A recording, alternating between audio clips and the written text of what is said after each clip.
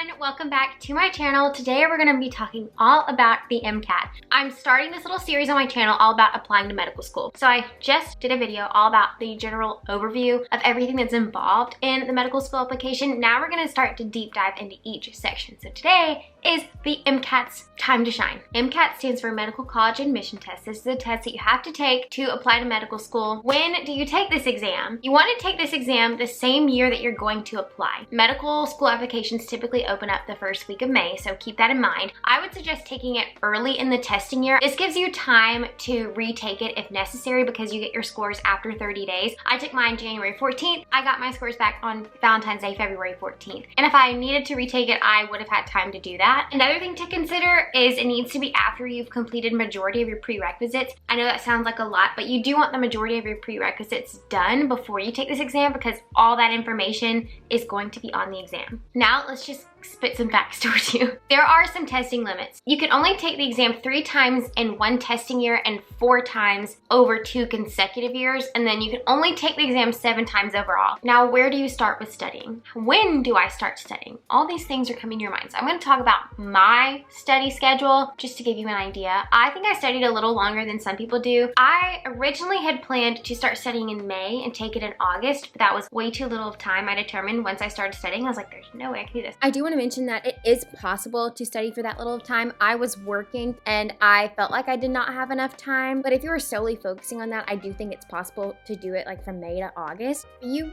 can do it. So I did it from May to January, which yes, it was a long time. But from May to August, I averaged probably about 3 hours a day. That was really just 5 days a week though. That was just Monday through Friday. The weekends I gave myself off during those months, May to August. August to October, I probably only did 2 hours a day during the weekday because I had just started a semester of school. But I cracked down on it from October to January. I did about 4 hours a day, and that was normally 6 days a week. The AAMC recommends 300 hours of study. I probably got 400 to 500, and that is honestly ridiculous. Like, please don't aim for something that massive. I do think I studied too long. It did not affect my scores negatively. I just do think I was so burnt out that I was just so ready to be done with it. And if I needed to have taken it again, I probably would not have wanted to. But AAMC recommends 300 hours of studying, and I do think that's a pretty good gauge of all your studying. Sorry, I am popping in again. I forgot to mention how many times I took a practice test. From May to October, I probably took a practice test about once a month.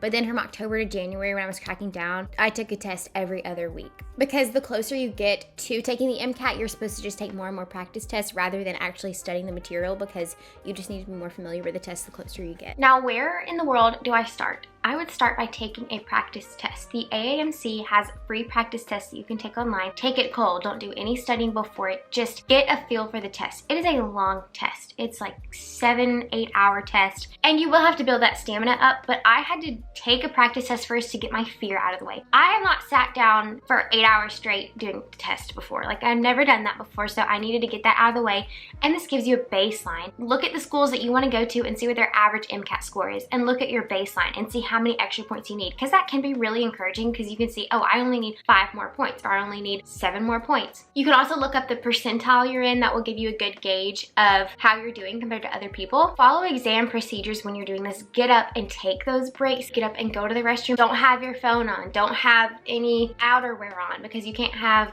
sweatshirts on. At least at my testing center, they didn't let me have a sweatshirt on. Follow exam protocol to a T because that will really help you on exam day. Also, with my testing center, I think this is majority of testing centers, you can't have pencil and paper. They give you a whiteboard and a marker, so I would practice using that as your scratch paper rather than the pencil paper. And then you use the day after you take any exam to go in depth, make flashcards on what you didn't remember or what you didn't know already, and every question and answer will give you reasoning behind that answer. Now, of course, after you take that first one, you're not really gonna do an in-depth dive, but anytime you do take an exam, I highly recommend to take the day after to focus in on that because you're not going to want to do it the same day. You're going to have spent 7 to 8 hours of your life that day doing an exam, and you don't want to do that again, I promise. Now, what is included in the test? You've got 4 sections. Chemical and physical foundations of biological systems. That is such a mouthful, basically chemistry and physics. Number 2 is critical analysis and reasoning skills. People shorten it to the CARS section. You're reading a passage and you're answering questions about it. The 3rd section is biological and biochemical foundations of living systems. Once again, another mouthful. Biology and biochemistry. The 4th section is psychological psychological, social, and biological foundations of behavior. Literally, what a mouthful. Basically psychology and sociology and a little bit of biology in there too. I know it's super overwhelming, so let's just go into each of the sections. When you're starting out studying the chemistry and physics section, start with the basics. Start elementary and work your way up, because it might have been a couple years since you've taken general chemistry or general physics. If it's been a little bit since you've been in school, start with those basics and then work your way to more practice problems or more in-depth complex questions. I'm gonna say that's the same thing with the biology and biochemistry section. Start elementary and then work your way up so you're not overwhelmed to begin with. With the car section, that reading section, there are two types of passages that you could be presented with. Number one is the social sciences passage. This is more factual and more information based. It's more scientific in tone. And then you have the humanities passage, which is more conversational. There's more opinions presented to rather than facts. And it's really exploring relationships between ideas in the humanities passage. My tip for you is to, number one, just read. You just need to be used to reading a bunch of words. If you don't do any reading in school, pick up a fiction book and honestly just read it, because it's gonna get your mind into reading. You need to be able to read pretty fast and understand what you're reading. So just pick up some fun books and start reading before you actually dive deep into studying. But then start reading the style of passages if you are familiar with reading. We all know how to read. I feel like just a lot of college students don't read anymore. Like, we just have our computers. And yes, we're reading words on it, but it's different than actually reading a passage or reading a story. And I know this is gonna sound so ridiculous, but practice, practice, practice the car section. It's not something you can prepare your brain with facts, and you can't just stuff it with knowledge. You have to be able to understand how to comprehend the humanities passages and the social sciences passage to answer the questions. You need to be able to recognize themes, recognize big plot points in the passage. Some people recommend to just skim over the passage and then read the question. I don't recommend that. I would rather completely read the passage and then go to the question. I was taught the opposite on the SAT, but I think the MCAT is very different. You have to understand the full concept of the passage and then go to the question. But seriously, it's just practice, practice, practice. And then the last section is psychology and sociology. The best way for me to handle the psychology and sociology section was for me to treat the situation that it's giving me like a real scenario. Think about people's characteristics or the common traits that we all have or the common behaviors that we all share, and then answer the question. This is a section where you can grab points. I think the car section and the psychology section is where you can grab the most points without having to think as hard as the chemistry and physics section and the biology and biochemistry section. I'm not saying they're easy, but I think psychology is where you can pick up the most points, and I think it's where I picked up the most points. And it's interesting stuff. Like, I loved my psychology book that I had to read. Like, it was really interesting. Now, what resources are available to you? There's a lot of different resources. Some are free, some you have to pay for. Khan Academy has some really good free resources, free videos, and free questions and answers. Kaplan is actually what I used, and it was amazing. I'll go into that a little bit more. Princeton Review is another resource kind of like Kaplan. And then the AAMC itself has resources and free practice tests for you to use. One note is to make sure if you are taking a practice exam, do not take a paper exam. The test is online, so you need to take an online test to get the feel of that format. Now, I'm gonna go in depth on Kaplan versus Princeton Review. These are the two review programs that I was deciding between. I was very overwhelmed to figure out where do I start, and these programs help you. You get to take that practice test with them, make your baseline, and then it curates the program for you, but also just starts small and then works up, and I needed that rather than just reading a bunch of books. I ultimately decided on Kaplan. The Princeton Review's tests I heard are harder than they need to be. They're not as representative as a true MCAT compared to Kaplan's practice test. That's one thing I was thinking about. I'm not bashing on Princeton Review. This is just why I chose Kaplan. But some people really like the Princeton Review because it's more detailed. It goes more in depth. Kaplan is just more concise and gives you more of a general overview. Kaplan's videos I really enjoyed. I'm a visual person, so seeing good quality videos really did help me learn. They also have two different approaches to learning. Kaplan kind of starts small with that elementary knowledge and then curates your studies based on what you know and what you don't know. Princeton Review has more of a grouped approach, but once again, I don't have experience with Princeton Review. Those are just the thoughts I gathered when I was researching it. I just really liked how Kaplan started out with a higher yield information and then went more in depth. I'm popping in later because I forgot to share the resources that Kaplan provides you with. A lot of the things are online. You have your online resources, but they also send you physical copies of books, and then they send you the whiteboard kind of thing that you have to use for your scratch sheet of paper. There's the MCAT quick sheets, which I looked at the night before I took my MCAT. I'm not gonna take them all out, but there are so many books in here, and I'll just show you. Like, here's the general chemistry review book. So kind of how it's set up is you have a chapter, and I'll just tell you the content in this chapter should be relevant to 7% of all the questions about general chemistry on MCAT. So if you see like a really tiny portion and you're not really getting it, it is kind of encouraging because it's only a really small amount of the exam. But you have the chapters, it gives you all this information, and then you get your concept checks, which I really enjoyed to answer questions along the way to help me remember. Obviously I didn't answer all of them. One thing I didn't mention is at the beginning of every chapter you have these questions to answer to see what you already know, and then it'll give you the answer key, and then you can go into studying the information, and then it tells you which section the answer information is on. Really good information in all of these books. You can still do it the free way if you would like. You can get the practice test on AAMC. You can use Khan Academy. You can use YouTube videos. I just needed a place to start. Now here are my top tips. You need to be doing spaced repetition flashcards daily.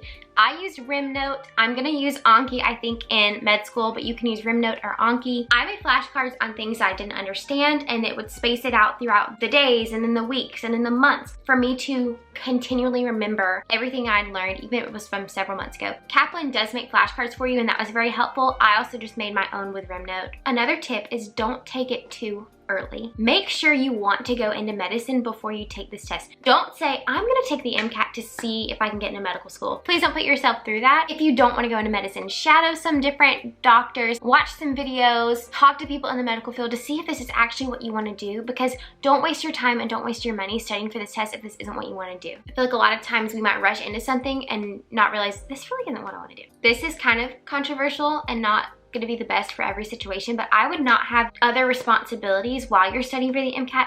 Of course, if you have family responsibilities or you already have a job or you're in school, those are responsibilities that you inevitably have. I just wouldn't add anything extra onto your plate. I really just focused on the classes I was currently taking, my MCAT studying, and then the extracurriculars I already had. I just didn't add anything onto my plate. Also, everyone is in the same boat. We're all going through this MCAT studying time. You just really don't understand it until you have studied for the MCAT, or if you studied for a big test like this. I had friends studying for the LSAT at the same time, but everyone's in the same boat. When you get to test day, I walked in and there was another guy that walked in with me, and he was like, are you nervous? It really helped me because it cut the tension in the room. Heck yes, I'm nervous. I feel like everyone is. Literally everyone is in the same boat. Don't think that you're the only one feeling this way, because I promise you, you are not. You should study with your personality. I don't do well studying in the evenings, so I would wake up a little early before class. If you are a night owl, study at nighttime. Don't go against your personality. Don't try to change yourself so you can fit this so-called perfect MCAT study routine. Make your own routine and don't go against yourself. Know your amino acids.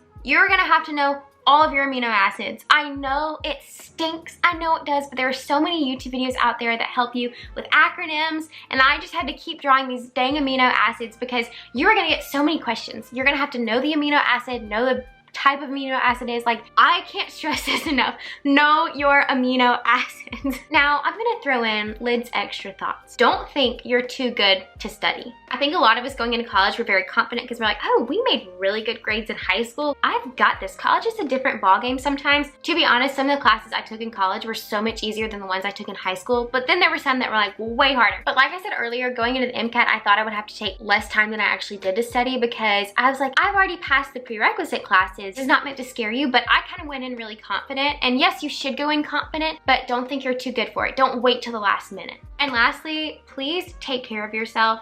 I got so unhealthy studying for the MCAT. That's something I really regret. I didn't work out as much, that was one part too, but I also just did not focus on prioritizing my health. I didn't eat the best. I didn't drink enough water. Please take care of yourself. Take an hour or two out of your day to prioritize the things that you like. If you enjoy reading like I do, or if you enjoy working out, or if you want to go shopping, walking, or running, don't stop your hobbies just because you're studying. Also, drink the dang water. Please drink water like I did not do. And just eat nutritious foods. I know this is the simplest stuff to say, but it is harder to put into practice, and I just please urge you to take care of yourself while you're studying for the MCAT because it can take a toll, and it did take its toll on me, and I'm still trying to reverse those effects a year and a half later.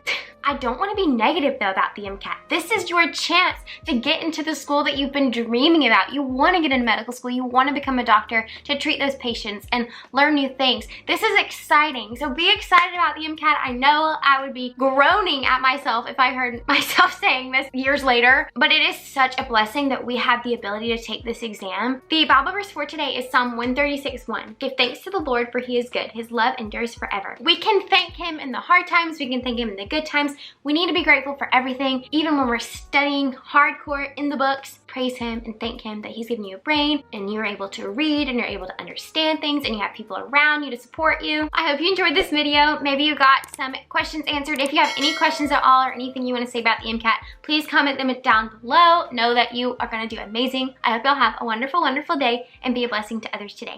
Bye guys.